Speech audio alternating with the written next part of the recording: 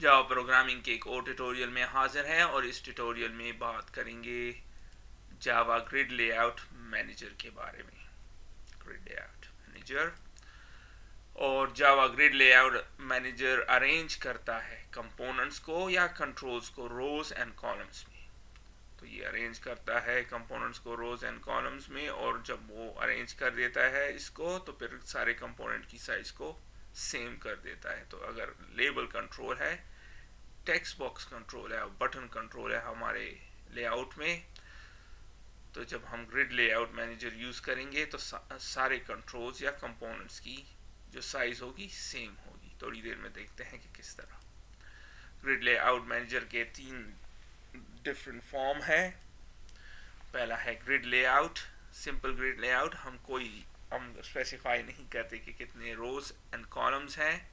ये automatically assume करता है एक रो और जितने भी कंट्रोल होंगे उतने कॉलम्स। अगर 4 कंपोनेंट्स या कंट्रोल्स हमारे फॉर्म में है तो ये अस्यूम करेगा अगर हम इस फॉर्म को यूज करेंगे तो एक रो और फिर 4 कॉलम ऑटोमेटिकली, और उन सारों की साइज एक्जैक्टली सेम होगी। दूसरी फॉर्म जो इसकी है उसमें हम स्पेसिफाई करते हैं कि कितने रोज और कॉलम्स हैं, और फाइनली हम स्पेसिफाई करते हैं रोज कॉलम्स और इसके अलावा कि हॉरिजॉन्टल गैप कितना होगा कंपोनेंट्स के दरमियान और वर्टिकल गैप कितना होगा।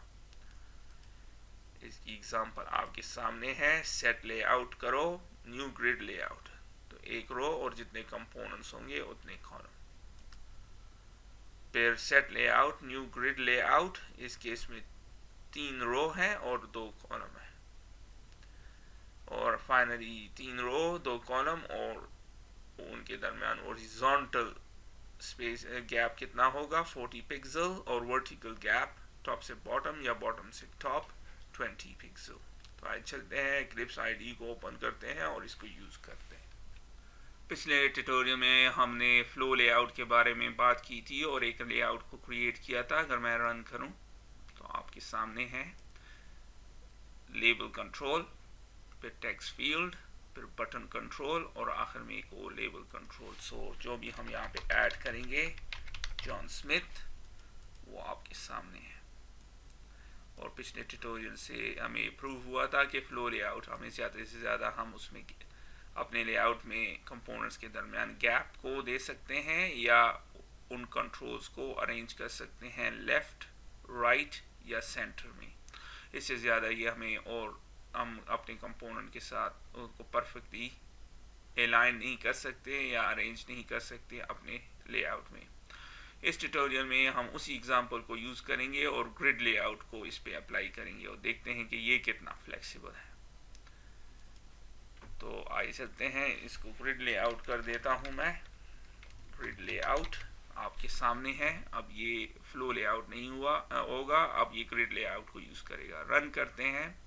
चूंकि मैंने कोई भी रो और कॉलम को स्पेसिफाई नहीं किया तो ये क्या करेगा, एस्यूम करेगा कि एक रो है, सिर्फ 1 रो है, और जितने भी कंपोनेंट्स हैं उतने कॉलम है। तो इस केस में 4 कंपोनेंट्स हैं तो 4 कॉलम्स एस्यूम करेगा। तो इस फॉर्म के साथ ये 1 रो और नंबर ऑफ कंपोनेंट्स या कंट्रोल्स तो 4 हैं, तो 1 रो और 4 कॉलम्स।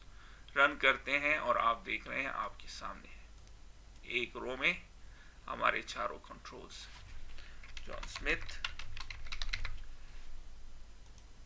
और आप देख रहे हैं जॉन स्मिथ तो 4 कॉलम्स और 1 रो। और फिर हमने बात की थी प्रेजेंटेशन में, जब ये ऐड करेगा कंपोनेंट्स को सेल में, क्योंकि ये कॉलम और रो जब इंटरसेक्ट होते हैं तो एक सेल बनाते हैं, तो आप देखें इन सारे कंट्रोल्स की साइज एक ही जैसी है, जैसे मैंने प्रेजेंटेशन में बात की थी। थोड़ा सा इस लेआउट को चेंज करते हैं। अब मैं चाहता हूं कि ये कंट्रोल्स जो है वर्टिकल डायरेक्शन में अलाइन हो, लाइक 4 रोज हों और 1 कॉलम हो। तो किस तरह करेंगे, 4 रोज, 4 रोज एंड 1 कॉलम। तो रन करते हैं और आप देख रहे हैं 4 रोज ऑन 1 कॉलम। तो सारे आप वर्टिकल डायरेक्शन में ये कंपोनेंट 1 बाय 1 ऐड हो गए। पहला कौन सा है? नेम, दूसरा टेक्स्ट फील्ड, तीसरा है बटन और चौथा है लेबल। यहाँ पे लिख देते हैं और आप देख रहे हैं साइज इन कंट्रोल्स की सेम है। अभी हमें पता नहीं चल रहा कि ये लेबल कंट्रोल की साइज इन इस टेक्स्ट फील्ड या बटन कंट्रोल की साइज के बराबर है। तो उसके लिए काम करते हैं, सेट करते हैं इन लेबल कंट्रोल्स की बैकग्राउंड प्रॉपर्टी को और मैं उसको कलर देता हूं सियान। इसी तरह label result dot set background, colour क्या है? सियान। रन करते हैं और आपके सामने है। अब आपको बिल्कुल वाज़ेह है कि इस लेबल कंट्रोल की साइज इस टेक्स्ट फील्ड और बटन कंट्रोल की साइज के बराबर है।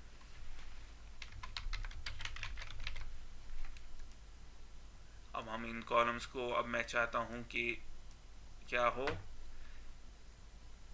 कि इनके दरमियान गैप है, क्योंकि अभी करंटली आप इनके दरमियान कोई गैप नहीं देख रहे हैं। तो मैं क्या करूंगा, मैं चाहता हूं चूंकि वर्टिकल डायरेक्शन में है तो हमें हॉरिजॉन्टल गैप देने की कोई ज़रूरत नहीं और वर्टिकल गैप मैं देता हूं 10 पिक्सल।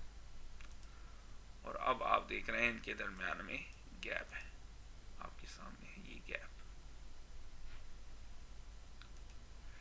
अब मैं चाहता हूं कि ये कंपोनेंट, पहले 3 कंपोनेंट्स जो हैं वो टॉप एक रो में नजर आए और ये जो फाइनल ये लेबल कंट्रोल है ये दूसरे रो में नजर आए। तो 2 रो हो और 3 कॉलम्स हो। तो देखते हैं कि क्या होता है। इनको रिमूव कर देते हैं, इनकी जरूरत नहीं है गैप की हमें।